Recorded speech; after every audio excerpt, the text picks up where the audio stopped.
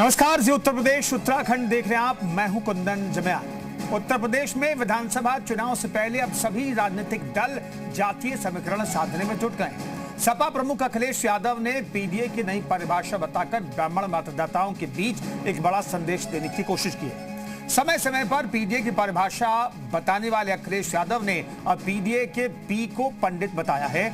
एक और अखिलेश यादव ब्राह्मणों को अपने पाले में लाने की कोशिश कर रहे हैं, तो वहीं मायावती की नजर ब्राह्मणों पर टिकी है। मायावती एक बार फिर सोशल इंजीनियरिंग के सहारे, पुराने फॉर्मूले के सहारे सत्ता में आने की कोशिश कर रही हैं। उनका दावा है कि बीएसपी शासनकाल में ब्राह्मण समाज पूरी तरह सुरक्षित और सम्मानित था। वहीं बीजेपी ने अपनी नई कार्यकारिणी में ब्राह्मण समाज से सबसे ज्यादा 11 नेताओं को अलग अलग संगठन में जिम्मेदारी देकर ब्राह्मण मतदाताओं को लुभाने की कोशिश की है। बात अगर कांग्रेस की करें तो कांग्रेस लगातार योगी सरकार पर ब्राह्मणों की उपेक्षा का आरोप लगाकर खुद को ब्राह्मणों का हितैषी बताने में जुटी रही है। सवाल यह कि 2027 में यूपी का 10 से 12% वोटर, यानी कि जो ब्राह्मण वोटर हैं, वो किसके साथ जाएगा। बीजेपी का कोर वोटर माने जाने वाले ब्राह्मण बीजेपी पर फिर से क्या भरोसा जताएंगे, या समाजवादी पार्टी की साइकिल पर सवार होंगे, या फिर बीएसपी के हाथी पर सवार हो जाएंगे। इसी मुद्दे पर आज चर्चा करेंगे। तो कुल मिलाकर के देखें तो ब्राह्मणों को लेकर के तमाम सियासी समीकरण साधे जा रहे हैं। तो एक रिपोर्ट आपको दिखाते हैं, फिर चर्चा की शुरुआत करें। जिंदाबाद जिंदाबाद। 2027 के चुनावी रण में एक बार फिर ब्राह्मण वोट बैंक चर्चाओं के केंद्र में आ गया है। समाजवादी पार्टी हो, बीजेपी हो या फिर बीएसपी कांग्रेस, हर दल इस वर्ग के इर्द गिर्द ही अपनी चुनावी रणनीति तैयार करने में जुटा है। 2024 में पीडीए के दम पर बीजेपी को मात देने वाली समाजवादी पार्टी ने बीते दिनों लखनऊ में ब्राह्मण सम्मेलन किया था। इस सम्मेलन में समाजवादी पार्टी के अध्यक्ष अखिलेश यादव ने पीडीए फॉर्मूले की पूरी पटकथा ही बदल दी। अखिलेश यादव ने पीडीए में पी को पिछड़ा की जगह पंडित में बदला। इसके अलावा समाजवादी पार्टी ने पहला टिकट अयोध्या से पवन पांडे को दिया है। पीडीए में पंडितों को शामिल कर समाजवादी पार्टी ने 27 के लिए सोशल इंजीनियरिंग की नींव तैयार की, तो बीएसपी भी चौकन्ना हो गई और ठीक 5 दिन बाद बहुजन समाज पार्टी ने सादाबाद विधानसभा सीट पर ब्राह्मण कार्ड खेलते हुए डॉक्टर अविन शर्मा को अपना प्रत्याशी बनाया। रैली में आकाश आनंद ने अविन शर्मा के नाम की घोषणा खुद की। डॉक्टर अवनीश शर्मा जी यहाँ बैठे हैं। पिछली बारी भी वे बसपा से प्रत्याशी थे, इस बारी भी वे बहन जी के सच्चे सिपाही बनकर यहाँ आप लोगों के बीच में खड़े हैं। आप लोगों का फर्ज बनता है कि आप डॉक्टर अवनीश शर्मा जी का पूरा साथ देकर उनके हाथ मजबूत करें, उन्होंने जिताकर लखनऊ भेजने का काम करें, ताकि वो फिर आपकी आदरणीय बहन कुमारी मायावती जी को पांचवी बार उत्तर प्रदेश का मुख्यमंत्री बना सके। दरअसल ये सारी कवायद ब्राह्मण वोटों को साधने की है। राजनीतिक दल जानते हैं कि बिना ब्राह्मण समाज के लखनऊ की गद्दी तक पहुंचना आसान नहीं। 2007 में बीएसपी हो या फिर 2012 में समाजवादी पार्टी, ब्राह्मण समाज के बल पर ही दोनों दलों ने जीत का स्वाद चखा था। और मायावती खुद ऐलान भी कर चुकी हैं कि 2007 की तरह 2027 में भी ब्राह्मणों को भारी संख्या में टिकट देंगी। यानी यूपी की राजनीति में हर दल ब्राह्मणों के सहारे अपनी चुनावी नैया पार करने की कोशिश में है। और इसके पीछे की वजह है यूपी में ब्राह्मण समाज का सियासी प्रभाव। मध्य और पूर्वांचल में ब्राह्मण समाज की अच्छी संख्या है। यूपी में 10 से 12% ब्राह्मण समाज की आबादी है। 115 सीटों पर ब्राह्मण मतदाता निर्णायक भूमिका में है। 12 से 15 जिलों में ब्राह्मण आबादी 15% से अधिक है। बहरहाल हार से बचने के लिए समाजवादी पार्टी से लेकर बहुजन समाज पार्टी तक ब्राह्मण का दांव खेल रही हैं। दोनों दलों की कोशिश है कि बीजेपी के कोर वोट में सेंधमारी करके बीजेपी के विजय रथ को न सिर्फ रोका जाए, बल्कि ब्राह्मण वोटों के दम पर 27 में सरकार भी बनाई जाए। ऐसे में सवाल है कि आखिर 2027 के चुनावी मैदान में कौन सा दल ब्राह्मण समाज का दिल जीत पाता है और ब्राह्मण समाज किस दल पर भरोसा जताता है, ये देखना दिलचस्प होगा। ब्यूरो रिपोर्ट, जी मीडिया। तो ब्राह्मण वोटों पर अखिलेश यादव ने नजर गड़ाई है, इसलिए एक बार फिर से पीडीए की परिभाषा उन्होंने बदल दी। पीडी का मतलब उन्होंने पंडित बता दिया है। हालांकि पीडीए के फॉर्मूला कई बार वो बदल चुके हैं। एक को अल्पसंख्यक तो शुरुआत में 2023 में उन्होंने कहा था, लेकिन एक का फॉर्मूला एक को लेकर के परिभाषित कई बार कर चुके हैं। आधी आबादी कह चुके हैं, अगड़ा कह चुके हैं। अब पीडी का बदल दिया है उन्होंने। पीडी का मतलब पंडित बता दिया है, पी का मतलब। तो कुल मिलाकर के जो राजनीतिक फॉर्मूला लोकसभा चुनाव से पहले गढ़ा था अखिलेश यादव ने, उसमें लगातार वो बदलाव भी कर रहे हैं। लेकिन पंडितों पर अखिलेश यादव की नजर है। ये पंडित जो मतदाता है, ब्राह्मण जो मतदाता हैं, कभी कांग्रेस का कोर वोटर हुआ करते थे, लेकिन अब बीजेपी से ये कोर वोटर जुड़ा हुआ है। लेकिन क्या अखिलेश यादव इस कोशिश में कामयाब हो पाएंगे, कि देखना बेहद दिलचस्प होगा। इस पर बातचीत करने के लिए तमाम मेहमान हमारे साथ जुड़ रहे हैं। प्रोफेसर राजीव वदूद हमारे साथ मौजूद हैं, राजनीतिक विश्लेषक। सतीश कुमार दलित चिंतक हमारे साथ जुड़ेंगे। डॉक्टर संदीप श्रीवास्तव राजनीतिक विश्लेषक हमारे साथ मौजूद हैं। अंशु अवस्थी प्रवक्ता कांग्रेस के हमारे साथ जुड़ेंगे। संजय चौधरी हमारे साथ प्रवक्ता बीजेपी के मौजूद हैं। तमाम मेहमानों का बहुत बहुत स्वागत है। संजय जी, ये क्या कोशिश कर रहे हैं अखिलेश यादव वाला कि कई बार परिभाषा जो है पीडीए का बदलते रहे हैं, हर लेटर का मतलब अलग वक्त पर, सियासी हवा जब बदलती है तो बदल देते हैं वो। इस बार पीडी को पंडित बता रहे हैं, क्यों ये? देखिए, उत्तर प्रदेश के अंदर जब भी चुनाव का मौसम आता है, घड़ियाल की तरह घड़ियाली आंसू बहाकर रंग बदलते हुए राजनीतिक दल नजर आते हैं। ये वही राजनीतिक दल हैं जो आरोप लगाते हैं ब्राह्मणवाद का। ये वही राजनीतिक दल हैं जो आरोप लगाते हैं कि ब्राह्मणों को ज्यादा हिस्सा मिला है। ये वही राजनीतिक दल हैं जिनके राष्ट्रीय अध्यक्ष बात करते हैं किसी भी पत्रकार का नाम पूछकर, मिश्रा जी और मिश्रा जी तुम्हें शर्म नहीं आती है। ये वही राजनीतिक दल हैं जो कहते हैं कि ब्राह्मणों को गाली देने के लिए जो तिलक, तराजू और तलवार की बात करते हैं। ये वही राजनीतिक दल हैं कि जिनके शीर्षस्थ नेता भी जब शादी की बात आती है तो कोई एंटोनियो माइनो से शादी करता है, कोई रॉबर्ट से करता है, कोई फिरोज से करता है। तो मुझे लगता है कि ब्राह्मण का नाम लेकर वोटों को खींचने के लिए राजनीतिक दल चुनाव के अवसर पर रंग बदलते हैं, लेकिन ब्राह्मण सनातनता के आधार पर, संस्कृति के आधार पर, सभ्यता के आधार पर और देश की संस्कृति के आधार पर वोट देता रहा है। और हमने अभी हाल के चुनाव में देखा है कि बंगाल के अंदर ममता बनर्जी ब्राह्मण तो थी, लेकिन उन्हें ब्राह्मणों का वोट नहीं मिला। क्यों? क्योंकि वो सनातन संस्कृति, सनातन संस्कार, सनातन सभ्यता के इतर चली गई थी। तो मुझे लगता है कि जो भी राजनीतिक दल अपने कृत्यों से, अपने तथ्यों से, अपने सत्यों से ब्राह्मण मूल्यों पर खरे नहीं उतर पाएंगे, ब्राह्मण उनकी तरफ नहीं जाएंगे, भले ही वो कैसा भी जाल बिछाकर अपने शब्दों के फरेब से कोई नया समीकरण गढ़ें। लेकिन मुझे लगता है कि ब्राह्मण एक बार फिर से, इसका मूल तत्व सनातनता है, संस्कृति है, संस्कार है, सरोकार है, वो उसी पर प्रतिबद्ध रहेंगे और ऐसे किसी छलावे में आने वाले अब फिर से नहीं।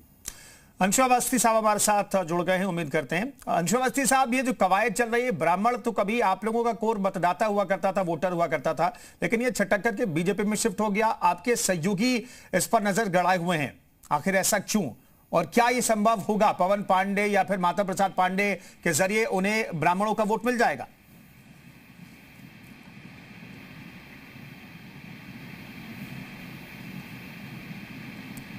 अंशु अवस्थी जी, आपको आवाज मिल रही है?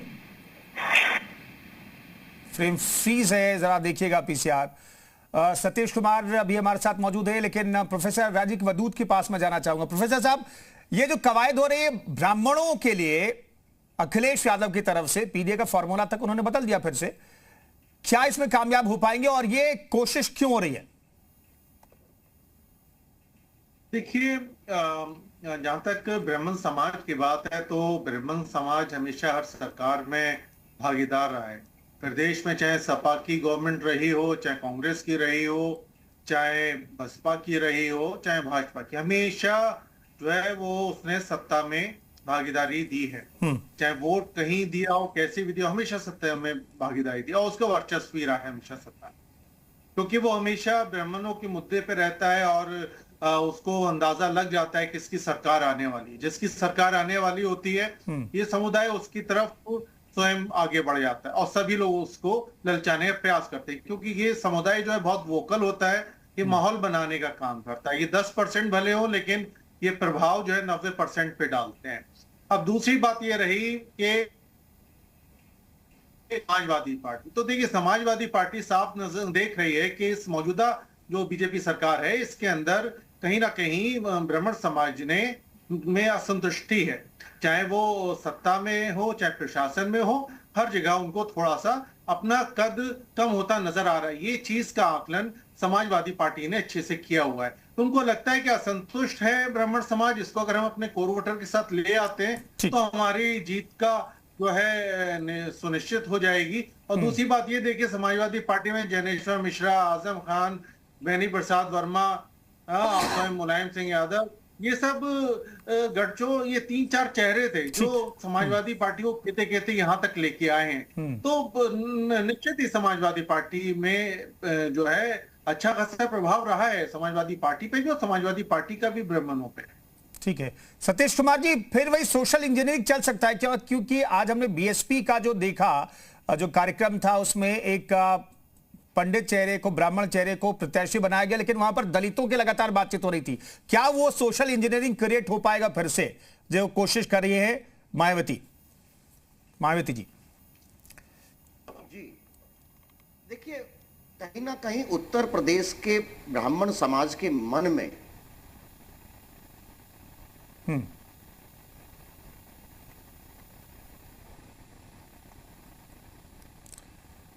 सतीश जी का नेटवर्क का लगता है कुछ प्रॉब्लम है उनके पास। जी सतीश जी कहिएगा जी। नहीं जी, आवाज आ रही है सर मेरी? आ रही है। नहीं, देखिए मैं ये बताता हूं कि उत्तर प्रदेश में ब्राह्मण समाज के अंदर एक कहीं ना कहीं भावनाएं ये व्यक्त कर रहा है कि जितने ताकत के साथ, जितने उत्साह के साथ, जितनी उम्मीद के साथ उन्होंने बीजेपी को वोट दिया था, वो उम्मीद कहीं ना कहीं उनकी बीजेपी से पूरी नहीं हुई है।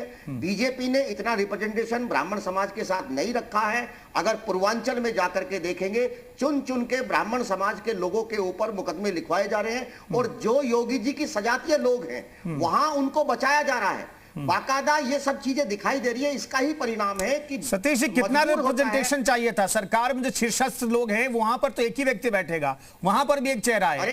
संगठन में 11 लोगों को जिम्मेदारी दी गई, कितने रिप्रेजेंटेशन की जरूरत है सतीश जी?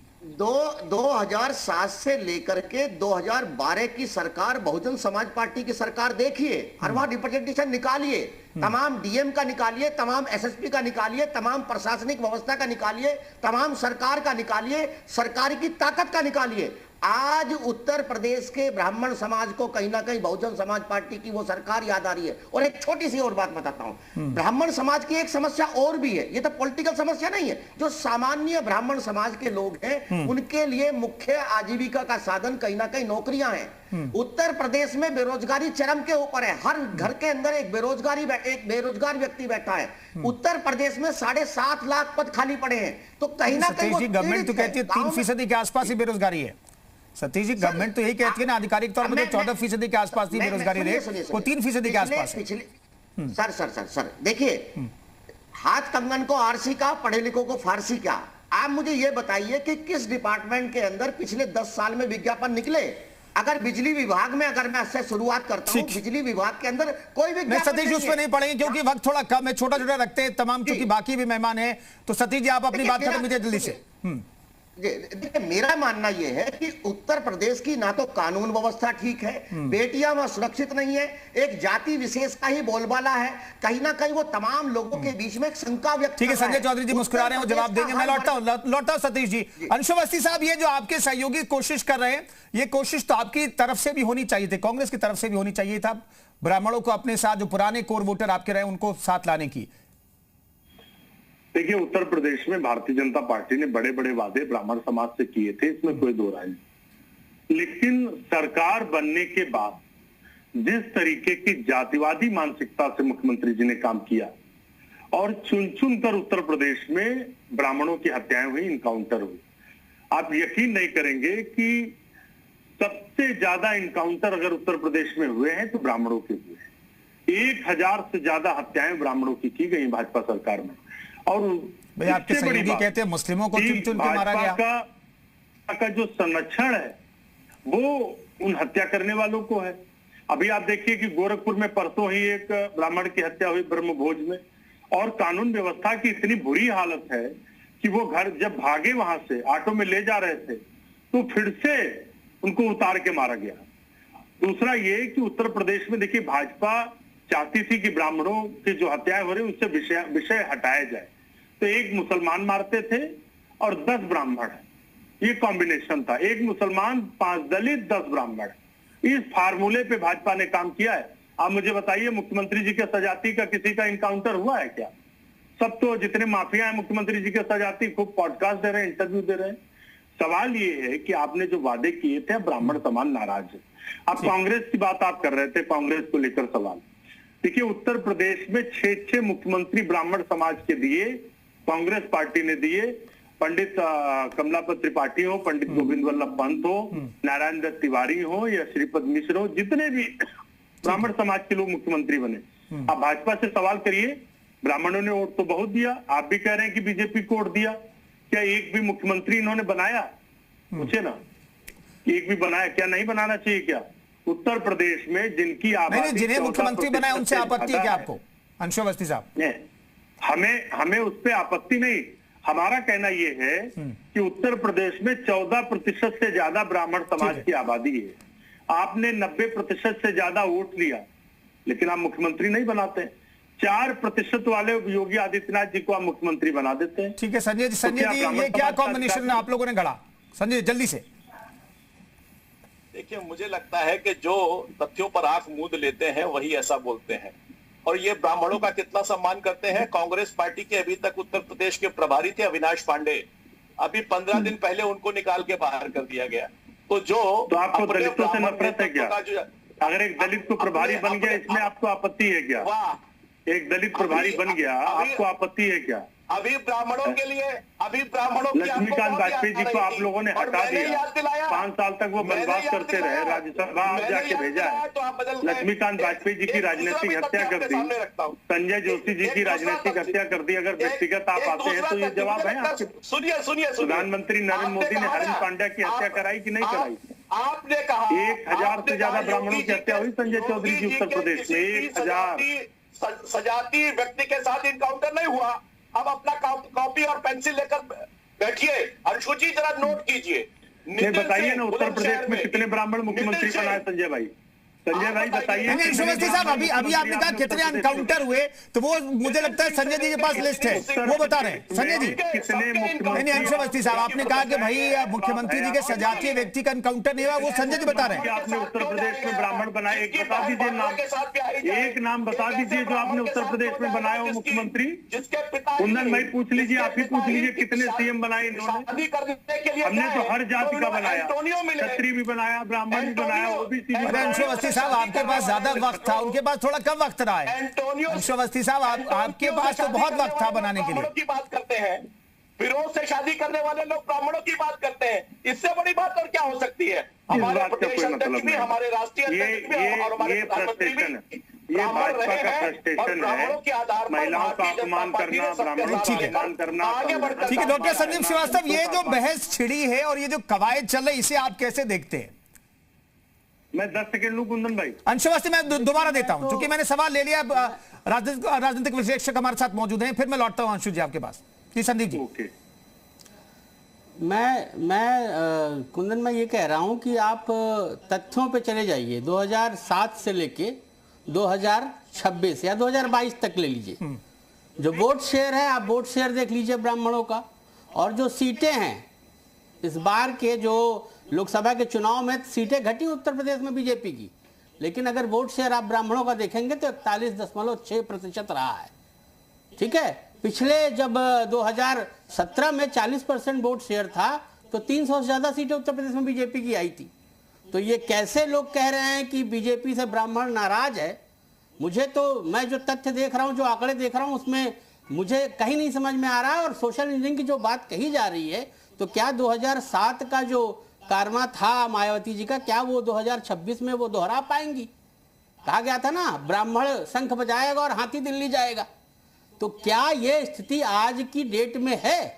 तो मुझे लगता है कि शायद अगर तथ्यों पे आप जाएंगे तो तथ्य ये बताते हैं कि ब्राह्मण और ठाकुर या जो सवर्ण समाज है और दलित और पिछड़े भी बीजेपी के साथ जुड़े हैं, जो 9% जाटो मायावती जी के साथ थे, अगर वो छिटक कर इधर नहीं आते या ब्राह्मणों का वोट शेयर उनके साथ नहीं मिलता, सोशल इंजीनियरिंग में नहीं होता, तो कैसे सरकार बनती बीएसपी की उत्तर प्रदेश में। तो मुझे लगता है कि ये तथ्य हो सकते हैं कहीं से कुछ लोगों के लिए गलत हों, लेकिन मैं जो देख रहा हूं, मुझे लगता है कि वोट शेयर के मामले में ब्राह्मण बीजेपी के साथ या सवर्ण मतदाता बीजेपी के साथ ही खड़ा रहेगा।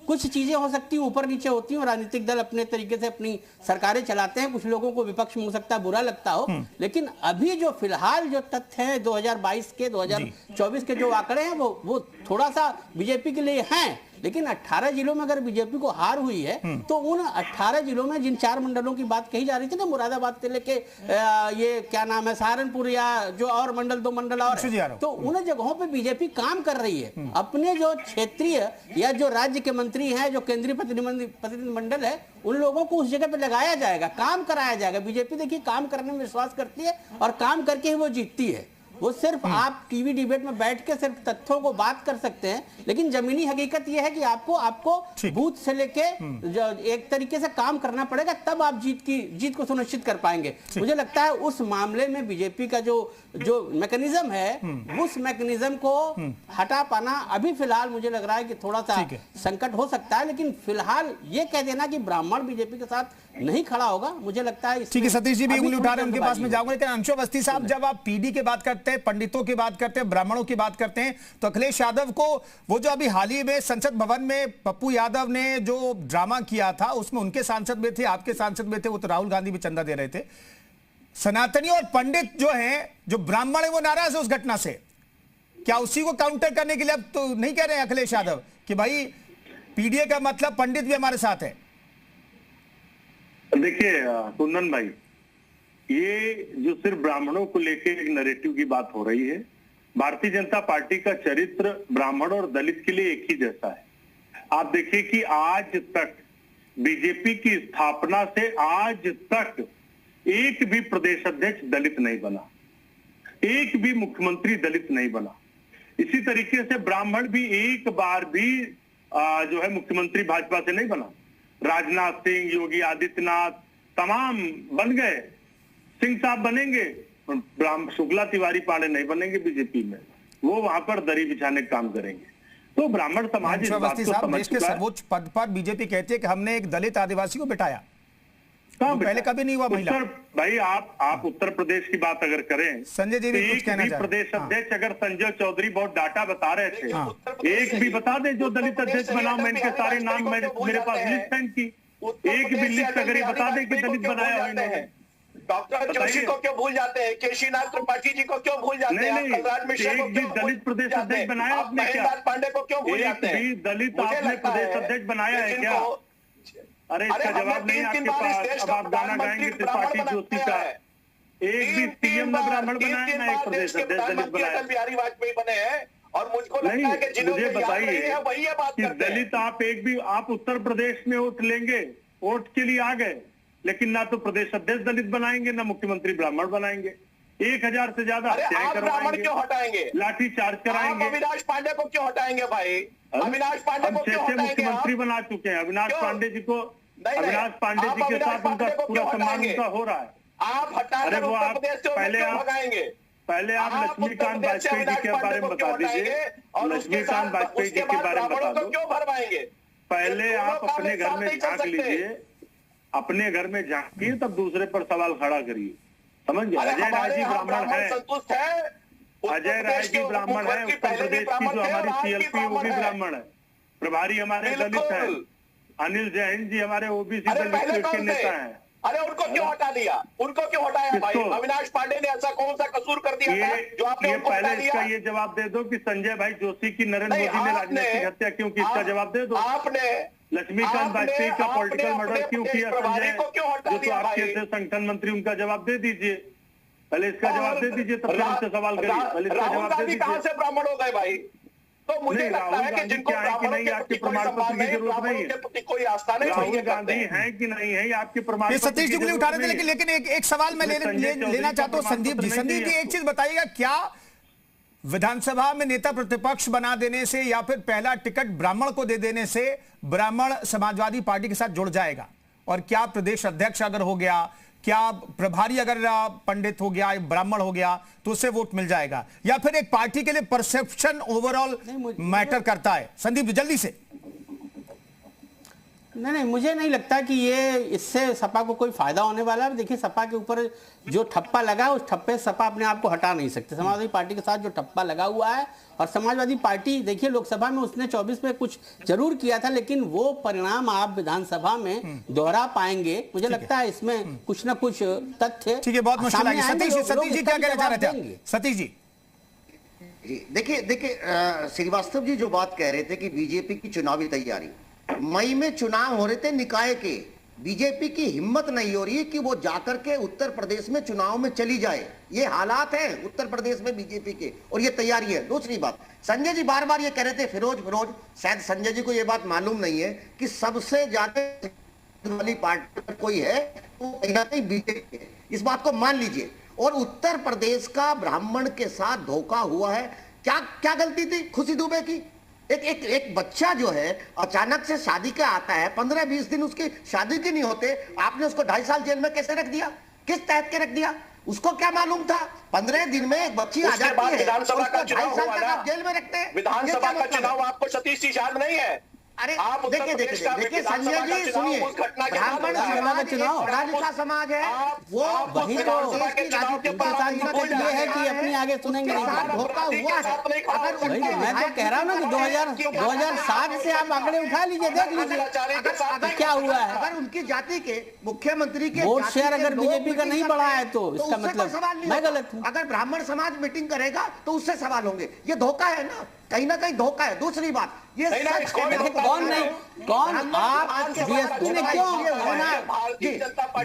ने क्यों पंडित कैंडिडेट डिक्लेयर किया? आकाश आनंद ने क्यों पंडित कैंडिडेट डिक्लेयर किया? ये बता दीजिए, जवाब दे। हर ब्राह्मण के घर में, गांव में जाकर के देखिए, उनके पास लैंड नहीं है, उनके पास कारोबार नहीं है। ब्राह्मण समाज का कर लीजिए, ब्राह्मण बीजेपी से मुझे लगता है नहीं जाएगा। उत्तर प्रदेश में छलावा है। और एक बात और बताएं आपको, बहुजन समाज पार्टी की ये कह रहे हैं। ठीक है सतीश जी, मैं लौटता हूं। प्रोफेसर वदूद, मुझे ये बता दीजिए जल्दी से कि सिर्फ पीडीए का फॉर्मूला चूंकि बदलते रहते हैं, जो लेटर है उसमें उसकी परिभाषा बदलते रहते हैं, पीडीए को या पी को पंडित कर देने से काम बन जाएगा? प्रोफेसर वदूद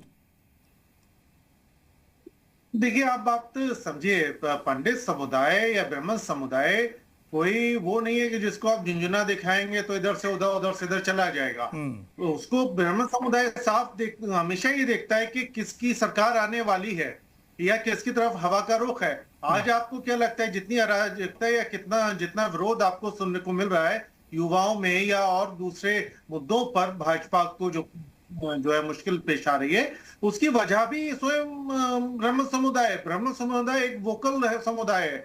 आप देखिए, इस छात्रों के मुद्दे के ऊपर कौन एडवोकेसी कर रहा है? राष्ट्रीय स्तर से देख ली, प्रदेश स्तर तक देख ली, ज्यादातर आपको जो है उसमें ब्राह्मण समुदाय के लोग दिखेंगे, अपर कास्ट के लोग दिखेंगे जो बीजेपी का विरोध कर रहे हैं। तो देखिए, ब्राह्मण समुदाय हमेशा आती हुई सत्ता के साथ जाना पसंद करता है, हमेशा सत्ता में भागीदारी चाहता है, लेकिन चूंकि भाजपा ने उसको जो है के साथ धोखा किया और उसको चलिए किसने किसके साथ धोखा किया ये तो फिर से चुनाव परिणाम ही बताएंगे। बहुत बहुत धन्यवाद तमाम मेहमानों का चर्चा में शरीक होने के लिए। तो अखिलेश यादव, पीडीए की परिभाषा बदलते रहते हैं, एक बार फिर से पी का मतलब पंडित, उन्होंने इस परिभाषा को बदल करके जो पी का मतलब पिछड़ा हुआ करता था उसे पंडित कह दिया। कभी एक का मतलब अल्पसंख्यक बताते हैं और कभी एक का मतलब अगड़ा भी वो बताते रहते हैं। तो एक बार फिर से उन्होंने पी का मतलब पंडित बता करके ब्राह्मणों पर दाव खेलने की कोशिश की, अपनी तरफ लाने की कोशिश की। इस पर हम चर्चा कर रहे थे।